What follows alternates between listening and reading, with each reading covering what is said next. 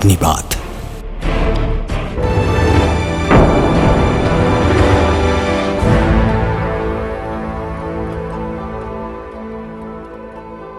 नमस्कार, अभी तक से मैं हूं प्रिंस नितिन, आप सभी का स्वागत करता हूं।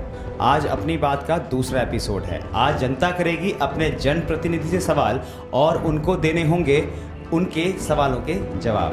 आज के हमारे अतिथि हैं स्नातक विधायक डॉक्टर जयपाल सिंह व्यस्त।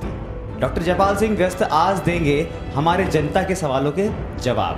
तो ठीक है, करते हैं कार्यक्रम की शुरुआत हमारे एंकर बीपी उपाध्याय जी के साथ। अलबेला मौसम कहता है स्वागतम। जी हाँ, स्वागत है अभी तक के इस खास एपिसोड अपनी बात में जनता जनार्दन का। क्या किन कारणोंवश आपने राजनीति की ओर रुख किया? राजनीतिक क्षेत्र में प्रवेश करने के पीछे की मेरी पूर्व की राजनीतिक अभिरुचि है। प्रत्यक्ष रूप से पहली बार राजनीतिक क्षेत्र में मैं उतरा हूँ, लेकिन उससे पूर्व राजनीतिक विषयों के बारे में जिज्ञासा, उससे संबंधित आकलन, विश्लेषण, समीक्षाएं मेरी रुचि के विषय रहे हैं। और राजनीतिक क्षेत्र में भी ऐसा एरिया, ऐसा फील्ड मैंने चुना है जो स्नातकों से जुड़ा हुआ है। स्नातक क्षेत्र के जनप्रतिनिधि का क्षेत्र मैंने इसलिए चुना कि यह क्षेत्र ऐसा है कि इसमें बहुत बड़ी संख्या युवाओं की है, युवा शक्ति की है। तो युवा शक्ति के कल्याण के लिए, उनके उन्नयन के लिए, उनके विकास के लिए राजनीतिक क्षेत्र में प्रवेश किए बिना हम कुछ करने की स्थिति में नहीं थे। तो राजनीतिक क्षेत्र में आने का मुख्य कारण यही रहा कि राजनीतिक क्षेत्र में एक शुचिता कायम रहे, एक मूल्य स्थापित होते रहे। अतः राजनीति में प्रवेश करने का मुख्य कारण यह भी है। दूसरा अहम सवाल आपसे ये जानना चाहेंगे सर, क्योंकि शिक्षा में सुधार आपका एक प्रमुख दायित्व है, कर्तव्य है। महानगर में पब्लिक स्कूलों की तादाद दिन प्रतिदिन कुकुरमुत्तों की तरफ बढ़ती जा रही है। सेल्फ फाइनेंस कॉलेज दिन प्रतिदिन बड़ी संख्या में खुल रहे हैं, सेल्फ फाइनेंस यूनिवर्सिटी खुल रही है। तो वहीं दूसरी ओर देखने में ये मिल रहा है कि स्कूलों का, जो सरकारी स्कूलों का पठन पाठन का कार्य तेज़ी से ग्राफ नीचे गिरता जा रहा है। आखिर इसमें सुधार के लिए क्या कदम उठाने चाहिए? अब दो बातें हैं। प्राथमिक से लेकर और महाविद्यालय और विश्वविद्यालय स्तर तक जो प्राइवेटाइजेशन की प्रक्रिया शुरू हुई है, उसके पीछे ग्लोबल चेंज है, ग्लोबलाइजेशन भी एक मुख्य कारण है। उसका लाभ प्राइवेट सेक्टर को मिला। प्राथमिक से लेकर और प्राइवेट यूनिवर्सिटीज तक उसका लाभ उनको उसी अनुपात में प्राप्त होना शुरू हो गया।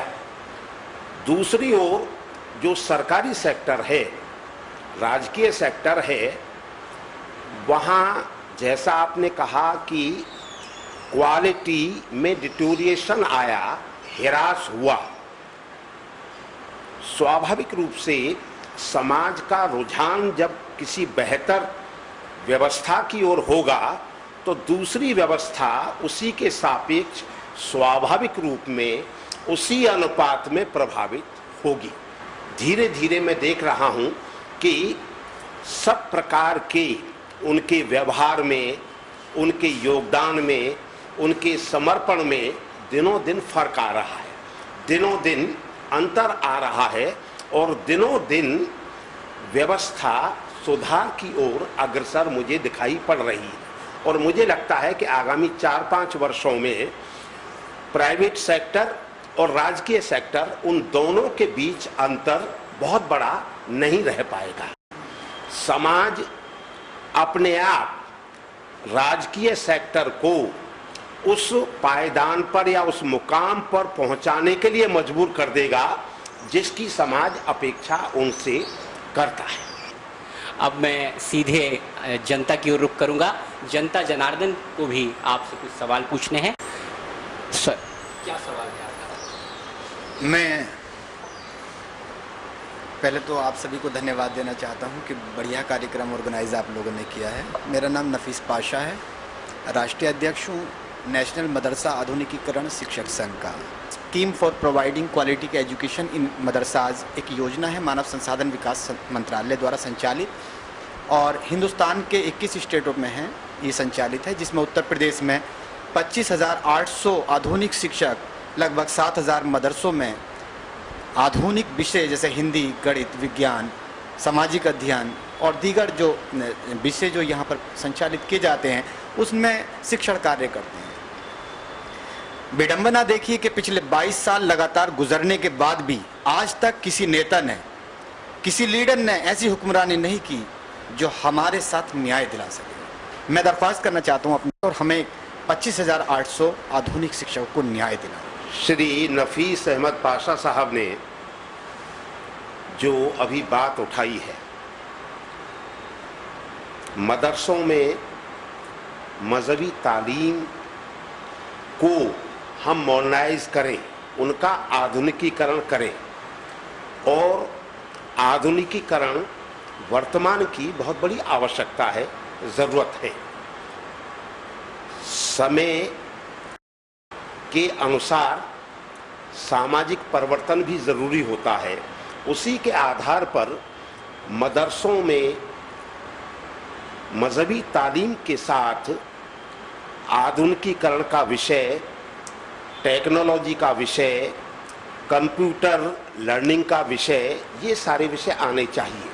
ये विषय लागू हो गए हैं, लेकिन दुर्भाग्य का विषय है कि जो वेतन मिलना चाहिए, सैलरी मिलनी चाहिए, सैलरी मिलने की बात तो दूर, आपको जो ऑनरेरियम प्रतीकात्मक मिलता है वह भी प्रतिमाह नहीं मिलता है, 6-6 महीने के बाद इकट्ठा मिलता है, कभी कभी 1-1 साल के बाद मिलता है। दूसरा बिंदु जो प्रश्न प्रहर है उसके माध्यम से रखूंगा, और इस विषय को नियम 105 या नियम 111 या नियम 115 जिसके अंतर्गत वहां बहस करने का अवसर मिलता है, पूरा चर्चा करने का अवसर मिलता है और सरकार से भी जवाब आता है। उन नियमों के अंतर्गत भी पाशा साहब के विषय को मैं सशक्त स्वर में, प्रबल या जोरदार आवाज में मैं सदन के अंदर रखूंगा। मैं आपको आश्वस्त करता हूं कि हमारे जो शिक्षक साथी 25,800 हैं जी, उनकी इन समस्याओं के समाधान के लिए मेरे द्वारा जो भी हो सकेगा उसके लिए मैं भरसक कोशिश करूंगा। तो लेते हैं एक छोटा सा break.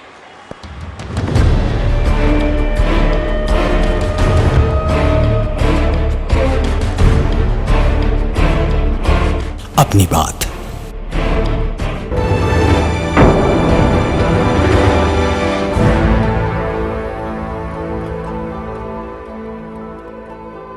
Now stop wondering for the best taste and environment ever in our Moradabad city. The first fully air-conditioned restaurant of the city based on bamboo theme, which lets you to enjoy the greatest pleasure. A fine dining restaurant is hardly anxious for your visit. Bamboo's Walk, HC 29, Ramganga Vihar, DDI City Road, Kant Road, MTA Moradabad. For free home delivery, call us on given numbers.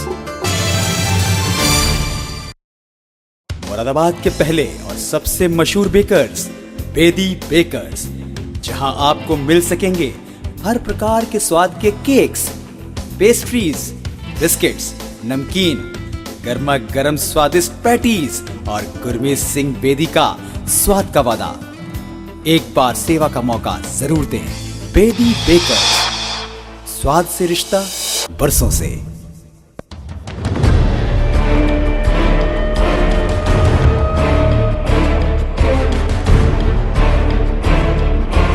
अपनी बात।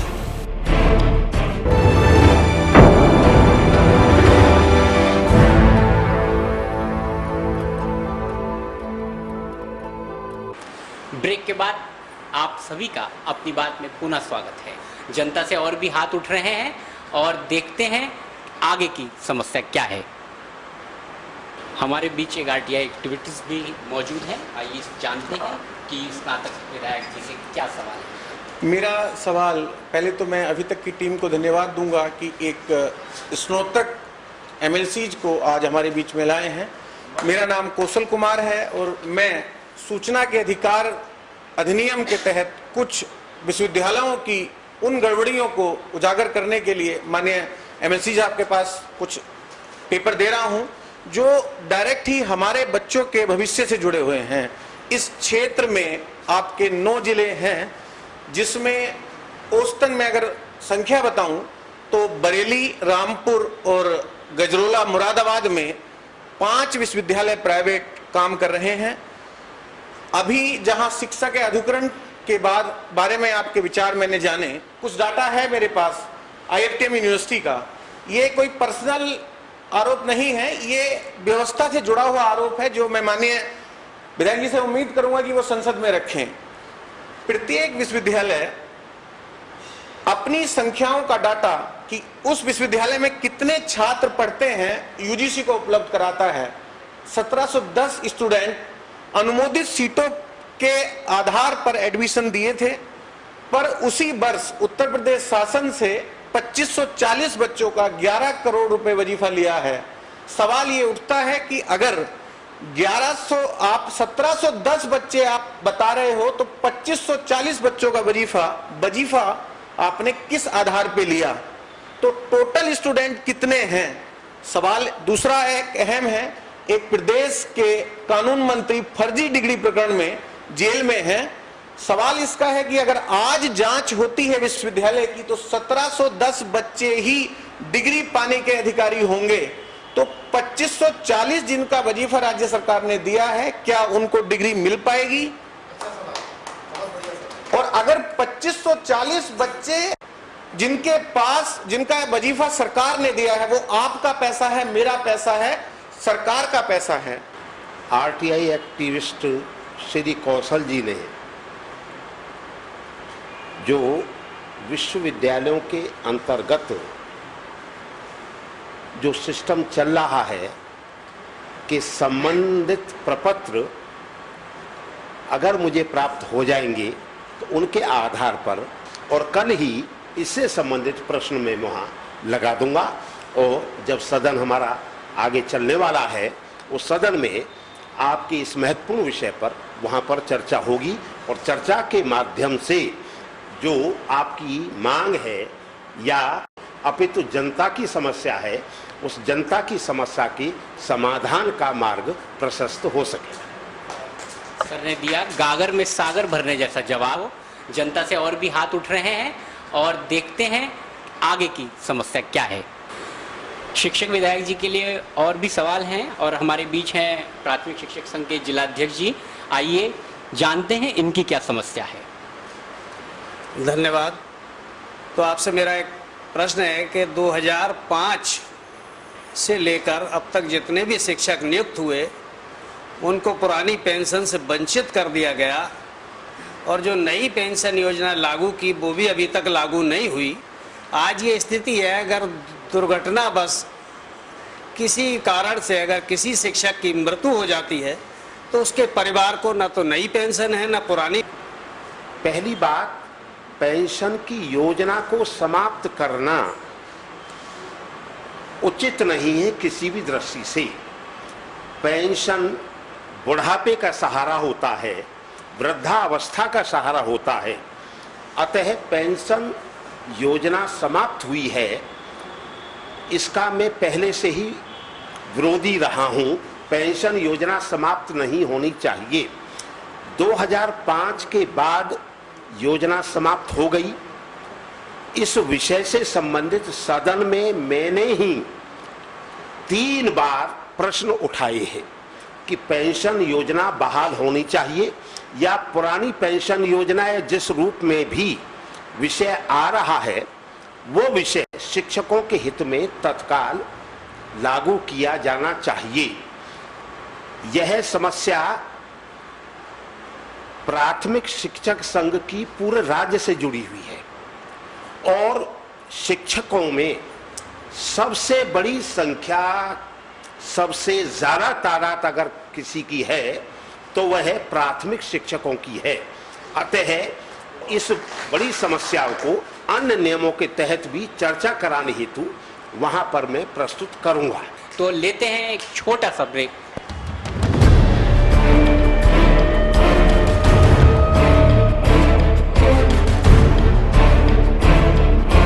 अपनी बात।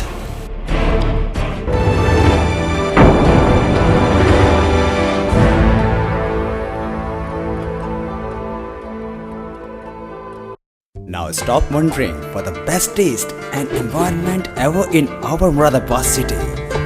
The first fully air-conditioned restaurant of the city based on bamboo theme, which lets you to enjoy the greatest pleasure. A fine dining restaurant is hardly anxious for your visit. Bamboo's Walk, HOLC 29, Ramganga Vihar, DDI City Road, Kant Road, MTA Moradabad. For free home delivery, call us on given numbers. Moradabad के पहले और सबसे मशहूर bakers Bedi bakers, जहां आपको मिल सकेंगे हर प्रकार के स्वाद के केक्स, पेस्ट्रीज, बिस्किट्स, नमकीन, गर्मा गर्म स्वादिष्ट पैटीज और गुरमीत सिंह बेदी का स्वाद का वादा। एक बार सेवा का मौका जरूर दें। बेदी बेकर्स, स्वाद से रिश्ता बरसों से।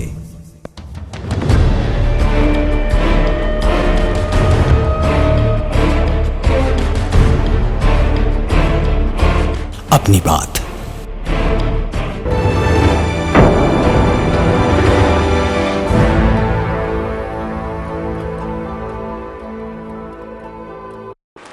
ब्रेक के बाद आप सभी का अपनी बात में पुनः स्वागत है।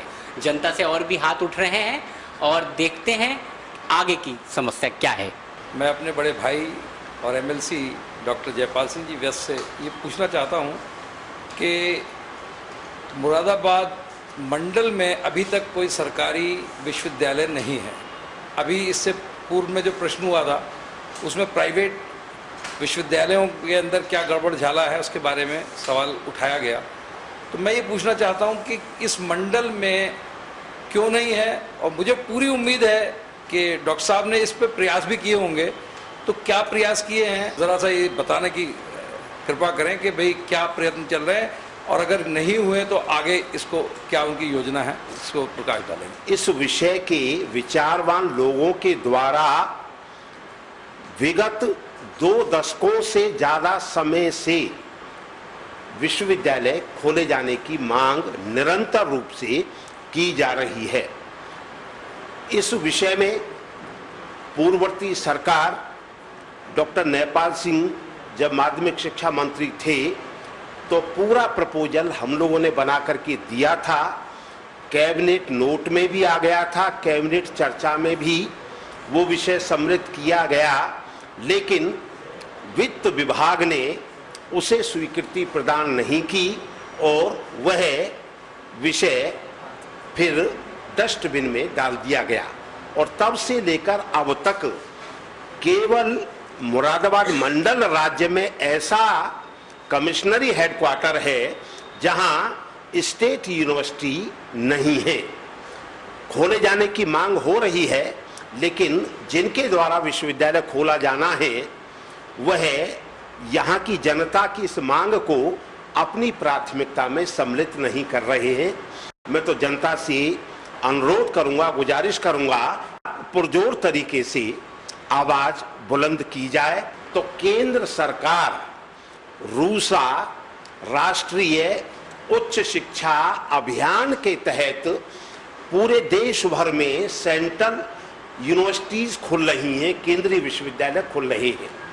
तो हमारी योजना है, उसका प्रपोजल लगभग तैयार हो चुका है और MHRD श्रीमती स्मृति ईरानी से मिलकर यहाँ के हमारे जितने भी सांसद हैं इस मंडल के उन सारे सांसदों को साथ में लेकर के केंद्रीय विश्वविद्यालय यहाँ पर स्थापित हो, इसके लिए हम प्रयास करने जा रहे हैं। चलिए, हम भी आशा करते हैं कि सर के प्रयासों को सफलता मिले। तो ये थे अपनी बात में जनता के बेबाक सवाल, और बेबाक सवालों का उत्तर देते स्नातक विधायक डॉक्टर जयपाल सिंह व्यास। तब तक के लिए अपनी बात में मुझको दीजिए इजाज़त। हम जल्द हाजिर होंगे अपनी बात का नया एपिसोड लेकर आपके अन्य जनप्रतिनिधि के साथ। तो देखा आपने दोस्तों, किस तरह से आज जनता ने किए सवाल और हमारे स्नातक विधायक जी ने दिए उनके सवालों के जवाब। तो ठीक है, सवाल आपके थे, समस्याएं थी, सॉल्व की जाएंगी, समाधान होगा उनका, ऐसी बात नहीं है। जैसा विधायक जी ने कहा है कि हर समस्या का समाधान होगा, और हमारे अभी तक न्यूज़ चैनल को भी उन्होंने काफ़ी धन्यवाद भी दिया है। तो ठीक है, देखते रहिए जानने के लिए कि अगला जनप्रतिनिधि होगा कौन। अभी तक news.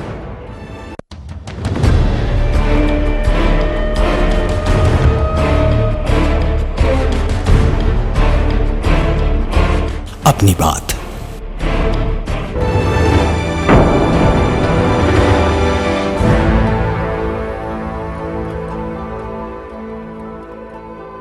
Now stop wondering for the best taste and environment ever in our Moradabad city. The first fully air-conditioned restaurant of the city based on bamboo theme, which lets you to enjoy the greatest pleasure. A fine dining restaurant is hardly anxious for your visit. Bamboo's Walk, H/C 29, Ramganga Vihar, TDI City Road, Kant Road, MDA Moradabad. For free home delivery, call us on given numbers. Moradabad के पहले और सबसे मशहूर bakers, Bedi bakers, जहां आपको मिल सकेंगे हर प्रकार के स्वाद के केक्स, पेस्ट्रीज, बिस्किट्स, नमकीन, गर्मा गर्म स्वादिष्ट पैटीज और गुरमीत सिंह बेदी का स्वाद का वादा। एक बार सेवा का मौका जरूर दें। बेदी बेकर्स, स्वाद से रिश्ता बरसों से।